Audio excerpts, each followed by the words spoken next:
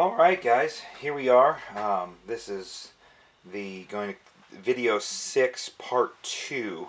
What we're going to do now is I am going to take you through the actual flybarless setup on the MSH Brain. I'm going to leave the camera on the screen so you can really see what's going on. The screen's there. There's really the helicopter itself you've already seen. It's nothing's really going to be changing there. We're going to talk about the actual setup of the software. I apologize for my voice. I seem to be losing it. Hopefully you guys can hear me okay. Right now when you first load the Brain software, it takes you right to the firmware page. You can see I'm already running. It might be hard to see in the video, but I am running version 1.0.035, which is the most current version of the software and the firmware rather. So that's gonna make sure I'm setting everything up as correctly as possible with the right version of the firmware. The first thing, I've already done a little bit of this when I've centered the servos, so let me just take you through. The first wizard here has you do, the first thing it has you do is choose what kind of receiver type it is. I'm obviously using two DSM-X sats, so I select the DSM-X, and then you hit next. This is just a diagram to tell you where to plug things into. It's pretty straightforward. You want to make sure that you pay particular attention to this line right here. If you're going to be using a RX pack like I am, you have to be careful. You're welcome to put the battery into any of the other ports, but you cannot plug it into the fourth port, the bind port /456. That is, if you're using an external receiver or S-bus, all three of those ports are output data. They're not set up to accept power. So if you plug power into that by accident, you actually risk damaging the unit. So pay particular attention to that. On the next page here, what you would normally do now is after you set the satellites, you'd go ahead and power everything down, put the bind plug in, and bind the unit like you would anything else. Now on the Brain, I'm going to try and zoom out so you can see this, and I apologize if this gets tricky to see. But on the setup of your E6, in the transmitter, mine's a DX18. The Brain, much like a lot of flybars controllers, wants you to let the flybarless handle the swash mixing. So when you set up your model in the radio, make sure you set it up to single servo, normal. Make sure you program your flight mode switch and your hold. The DX18, you can make that switch on. You can put those on any of the switches, so it actually have you give it the switch number. On DX8 or FTABA, whatever it takes, make sure your flight mode switch and your hold switch are in the right place. Then you're going to bind the unit like you would anything else. So now we're back to where we are now. Everything is bound. I am going to let you reconnect the software. It brings you back to here. And then this third screen, this is the transmitter screen. This is a lot like the V-bar. I'm going to try to zoom in, let's see if it'll focus a little better on that. Basically, you probably see the dials, the sliders moving. Just like on a V-bar, you want to set your sticks at center, so you're transmitting mid-stick, and then go into your elevator directions to make sure when you give it left aileron, the slider goes left, right aileron goes right. You push forward on the elevator, it actually shows nose down. When you pull back on the elevator, it shows nose up. Tail control, everything, throttle, pitch, everything. You want to make sure all those are in the right directions first. Once you have everything in the right direction, you put your sticks back to 0. I like to go into my linear throttle curve and verify on the monitor that it shows I'm at 50. Now, once the sticks are centered, you're going to use servo sub-trim in the transmitter to center all these sliders. Make sure you have 0 on aileron, elevator, tail, pitch. And since I'm using the Brain governor, it's particularly important that I get the governor at mid-stick on a linear curve to 50%. That's how you tell everything what the centers are. On the V-bar world, it's called setting center. So we've set the center. Then, now I'm going to use Servo Travel to make sure when I give it 100% throw elevator, it says 100%. When I give it 100% the other way, aileron, throttle, pitch, the same. On throttle, all the way down should say 0, all the way up is 100%. But your pitch is going to do the same thing. 0, -100, +100. That's going to be the same. So just take a second. The order is important here. Set the servo direction first. Make sure all the sliders go the right direction. Then set center. And then lastly, set the actual travel. If you do it in any other order, if you say you set the travels first, and then you have to reverse the servo because the aileron's going the wrong way. Well, shoot, you just reverse the travels too, and you're doing it all over again. So, in that order, center, excuse me, direction, center, travel. And then also while you're on this screen, it tells you to go ahead and set your gain. It recommends you start the tail gain at wherever it ends up being your transmitter, so that the slider's at 45% in heading lock mode. That is the recommended starting point. Like the Beast X, and 3GX for that matter, the gain is set in the transmitter. I have the gains tied to my flight mode switch. Different head speeds require different tail gains. We all know that. And I just go and my DX18, 57 positive equates to 45% tail gain. And again, that's just the recommendation. Set the tail gain to 45%. You're going to tweak that when you fly it. Now that I've got everything centered, one more thing to pay attention to is the brain is a multiple setup, multiple flight mode capable unit, meaning you can actually set one of the switches on your transmitter to toggle flight modes. I don't know how well you can see this, but right here it says setup 1. I flip my auxiliary 2 switch, now it's a setup 2. Flip it a third time, I got setup 3. So I'm actually able to program 3 different head speeds in the governor, 3 different flight characteristics. Let's say I want to set up a machine to do speed runs as well as hard 3D. You can set it all up. The sky's the limit. You can, while in the air, flip a switch. The characteristics of the helicopter change. It's pretty nice. On this step, though, these settings are all universal for all 3 setups. I would suggest you make sure you know which switch is changing that setup. In my case, it's switch E on my DX18, which is in the same position as the aux2 switch on the DX8. That's pretty much all there is to do there. And that's pretty much all of the setup that's done within the transmitter. The transmitter setup is now done until you're ready to go fly, until you're ready to go program the governor. Once the governor's programmed, then you're ready to go fly. Next page, this is where we tell it what kind of servos. Like other flybarless units, it has you tell it the quality of the servo. I am running these nice high volt digital cyclic servos, so high-end digital servo, you can't really tell, but there is an orange border around that. That's selected. And then that equates to 200 hertz. Now, if you're using a servo that you know can handle more than 200 hertz, there is a slider here. You can crank it up to the right frequency. And then the tail, I'm using the brushless 2272 Savox. That is a 1520 microhertz refresh rate and a 200 hertz, 1520 center pulse and a 200 hertz refresh rate. So that's this option here. This is the 760s, 760 with a 560 hertz. I mean, you got some plenty of options there. Again, if you need the 520 and a 333 hertz, just grab the slider and move it over, whichever you need.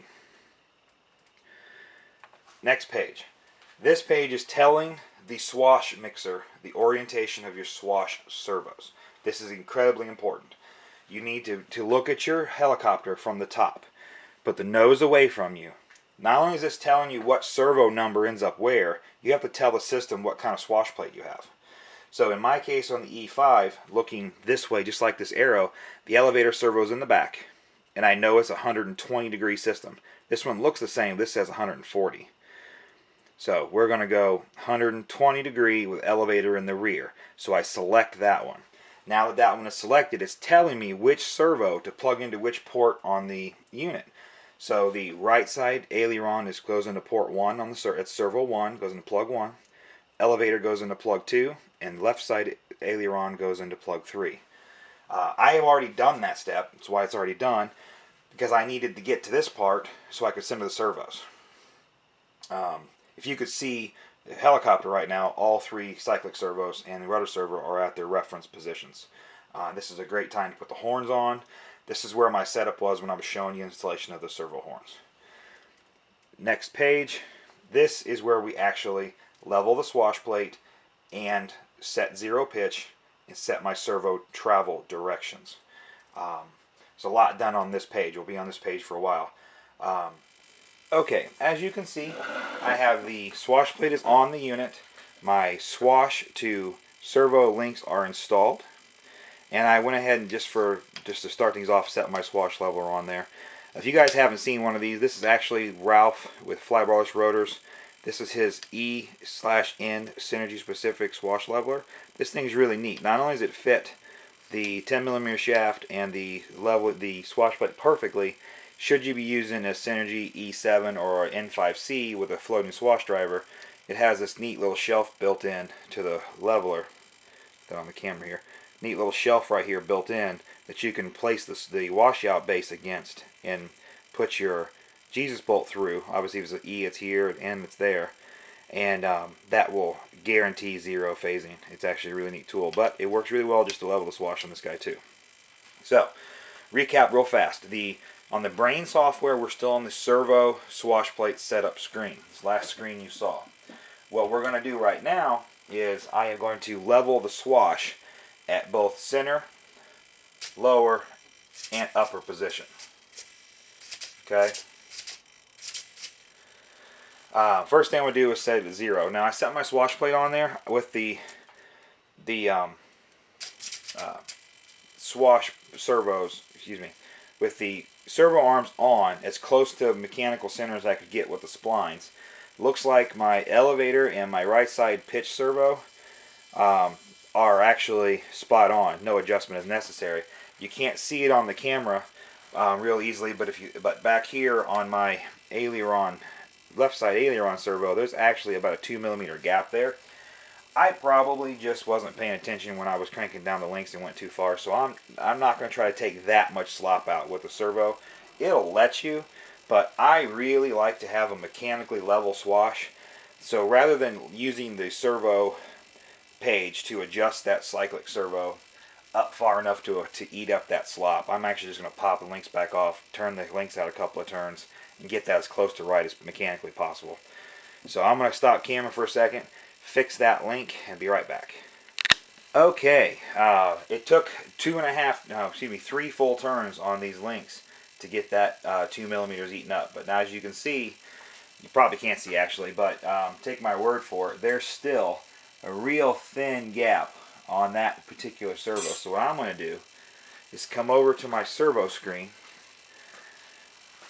I'm going to pan the camera so you can see this. I'm going to come over here to my servo screen, let this thing refocus.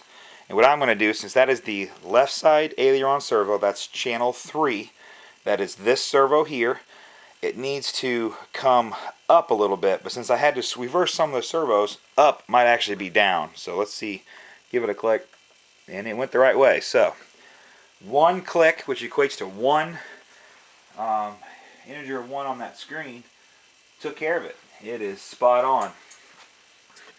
Now I'm going to reposition the camera, readjust the focus.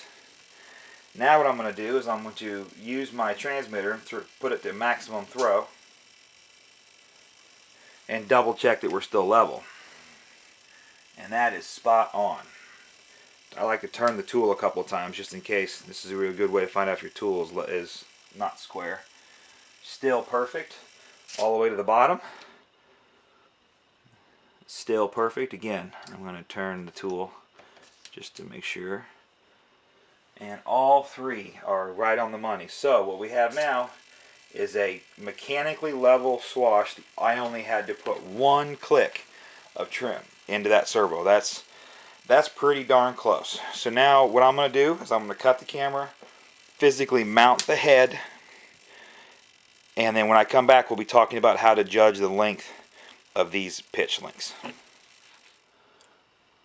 Alright guys, I bet you're wondering, what in the world is he doing? Some of you guys may have seen this already.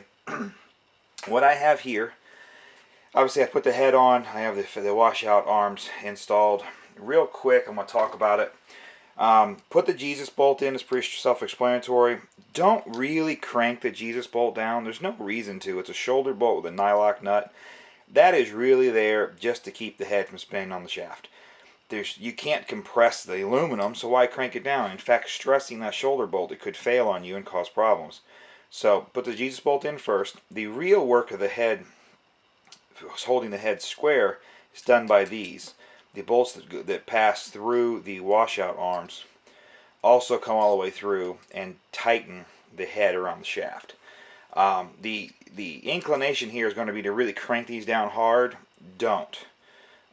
Snug them down. Give them, you want them to be tight, but if you really crank them, you're going to pull those threads through. It is just aluminum, and there's really no need to super crank them down. They provide plenty of clamping force. If you cramp them down too much, your washout arms won't move. So once you tighten them up, make sure your washout arms still move freely. And I would strongly suggest, just like we did with the main gear, snug up one, snug up the other. Tighten the other one a little, tighten the other one a little. Do them kind of equally. You want to have equal clamping pressure on that. Again, no reason to go hog wild. I did put a little bit of blue Loctite on those before I pulled them in. Not a whole bunch. That's one that's going to come off. That's not someplace I use red, because I will need that to come apart for head maintenance fairly regularly. But I do put a little bit of blue just to encourage them not to back out. Now, this nice piece of 1/4-inch plexiglass, that is actually a tool I picked up from Rick Lohr. Some of you guys have probably seen his logos running around the forums. Rick and his Clearly Simple products, I believe they're called, is he developed a line of plexiglass tools to help with things like zero pitch setups. He has a whole line of flybar locks. I have all of his zero pitch tools. These are really handy. What you've got here is you use the blade bolts to go down and hold the blade grips true against the plexiglass. And then there's the various washers you put in here to hold the head true. Now, some rotor heads, particularly Gowies and Mikados, the rotor head isn't flat on top, so this isn't really a great tool for that. But on the Synergies, it works great because the top of the head is flat. I just put one of the thicker blade washers in there to kind of help hold it, since there's no head button screw. But it shouldn't have a lot of pressure. If you're doing this right, it shouldn't need a lot of pressure. And the fact that it can give is going to prevent you from breaking something. One note: if you decide to use this handy tool, don't over tighten these. You don't want to compress your blade grips. If I was smart enough to keep some crashed blades, I might cut the roots off just to put the roots in there, so you can't over compress it. Just doesn't need to be tight. Just keep it from moving around easily. What we do with this tool, what I'm doing here could easily be done with a digital or mechanical pitch gauge. Zero the gauge, set the length per the manual, and then adjust accordingly until you have zero. Spin the head, measure everything all the way around. What this is doing for me, since I now know I have a true level swash. I've tested it, top, maximum travel, minimum travel, and the center. Swash is mechanically level. I use this to hold the head at zero stick. Both blade grips are being held at zero pitch relative to the center rotor hub. Now what I'm going to do, and I'm going to do this off camera because it's very time consuming, is now I'm going to build my links. I'm going to start by building the pitch links to the manual specification. But then before I pop them on, I'll pop the bottom one on and see how close it lines up. If I can't pop the links on and off without flexing this plexi, I need to adjust the link. And then I will work with that until the head turns bind free with this plexiglass on it all the way around. That will tell me for sure I have a mechanically level swash with a mechanically zero pitch at mid stick. Be right back. Okay, the manual calls for this gap to be 28 millimeters. So I started by setting my caliber at 28 millimeters and put the links 28 millimeters. Again, I didn't talk about this with the swash servos, but make sure, as we said in the earlier videos, there is a right and a wrong way to put these links on. And just to recap real quick, when you look at the back of the link, I know it's going to be hard, the light's kind of bad right now. The side of the link that has the halo or the circle around the opening, that's the inside. That goes on the ball first. Also, and I can't find my Bodo sizer right now, I apologize. I'm going to be doing a tools video here probably. I'll talk about it in greater detail then. But while these Synergy balls are pretty close, I strongly recommend that you invest in one of Matt's Bodo sizer ball link sizing tools. You pop that in there and turn it a little bit with the Synergy 5.5 millimeter bit, and that will take these links and carve out the appropriate size socket for the ball. These ball links are molded. They're not machined. There's going to be some tolerance differences in the links. And the reason you want to trim them out is when that's on there, you don't want there to be any resistance. Any extra resistance here is going to eat up performance. It can also stretch the link, taking it on and off needlessly, and cause premature link failure. So it's $22 for that tool. Most places have them. Ralph keeps them in stock. Heli Direct, Experience both sell them. I've seen them there. Just make sure that you invest in one. Now, back to my head. Again, this is zero, 28 millimeters per the manual, and I'm noticing when I go to try to pop that link on, it's flexing. It's not flexing my head. So, no surprise to me, Matt's math appears to be right. That is not flexing the link at all. 28 millimeters was spot on for that one. So now I have one blade grip at 0 pitch. When I spin the head, I like to listen for extra servo noise. If you've got a high spot on the inner swash ring, you might hear that servo strain. It's pretty smooth all the way around. So I am happy that that link is correct. Now I'm going to turn it around to here, build my second link, and when I come back I will have the both links on, ready to talk about what's next. Alright, remember what I was talking about, tolerances in the molded plastic parts? On this link, 28 millimeters of exposed threaded rod, was perfect, no binding. I started this link at 28 millimeters of exposed rod, and it was binding bad. I actually had to come out 3 full turns, 2 on this link and 1 on this link, to get the link to pop on without binding. And as you can see, it spins all the way around freely, no servo noise. That head is now mechanically 0. I take a lot of time getting the head to 0. Like I said, I employ some extra tools. I do my best when I set up I go the extra mile to center the servos off the helicopter. I do everything I can to ensure this is as mechanically close to level as possible. It's just setup 101. The more accurate your setup, the better it's going to fly. Characteristics that's proven time and time again. So here's what's next. Now we get to the fun part. We're going to come back into the brain software. I'm going to put put one of the blades on so I can set Collective Pitch and Cyclic Pitch. I'm going to run 12 degrees of Collective and 10 degrees of Cyclic. That's pretty standard for me with my style. That's completely up to you, as we'll talk about in a second. The brain software gives you the flexibility to do whichever you want. I'm going to go ahead and shut the camera off, put the blade on, and then reposition the camera so you're seeing the brain screen. Be right back.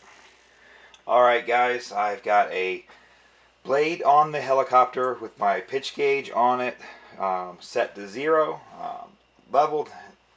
Just to give you a piece of example of what's set up here, I zeroed my pitch gauge to the table the skids are sitting on.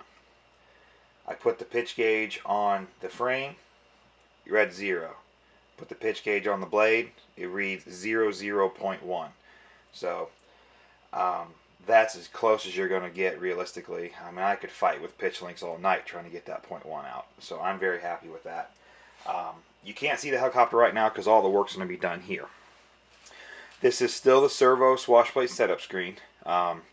This is the same screen. We put the 1 click of trim in on the aileron servo to get level swash. This is where we're now going to look at the pitches.